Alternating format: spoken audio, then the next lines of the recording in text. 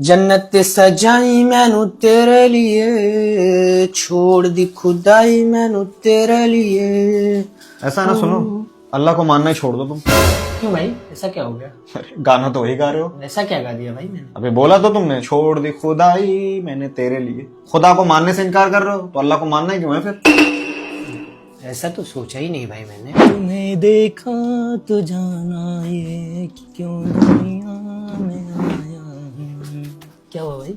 एक नंबर के निठल्ले आदमी हो तुम। क्या फालतू बोल रहे हो भाई? गुनगुना तो वही रहो गाने में, तुम्हें देखा तो ये जाना कि क्यों दुनिया में आया हूं ना। मतलब तुम्हारे दुनिया में आने का पर्पस यही है। भाई वो तो बस गाना है भाई, कोई लिटरली मीन थोड़ी कर रहा हूँ भाई। टोटली ये कॉन्ट्रडिक्ट कर रहा है कुरान की आयत को। अल्लाह ताला कुरान में फरमाता है, indeed we have created mankind and jinn only to worship me. इबादत के लिए अल्लाह ने बनाया है। और ये गाने में क्या है कि इस दुनिया में आए हो किस लिए? लड़की फंसाने के लिए। एक नंबर के निठल्ले आदमी हो तुम।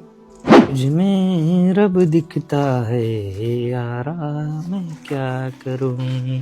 ऐसा है, सुबह से तुम कबीरा गुनाह कर रहे हो, अभी अब शिर्क और कुफ्र पे पहुंच गए। ऐसा क्या कर दिया भाई गाने में तो साफ साफ बोल रहे हो, तुझमें रब दिखता है यारा मैं क्या करूं। है मतलब खातून को ही रब बना लिया तुमने। अस्तगफिरुल्लाह। अल्लाह ताला साफ साफ सूरह निसा में फरमाता है कि अल्लाह सारे गुनाहों को माफ कर देता है शिर्क और कुफ्र के अलावा। और तुम शिर्क कर रहे हो इस गाने में कि तुझमें रब दिखता है यारा मैं क्या करूं। रब तुम्हें औरत में दिख रहा है, यही लेवल रहेगा इंसान का। Check your belief. खातून के चक्कर में बर्बाद। अस्तगफिरुल्लाह अस्तगफिरुल्लाह।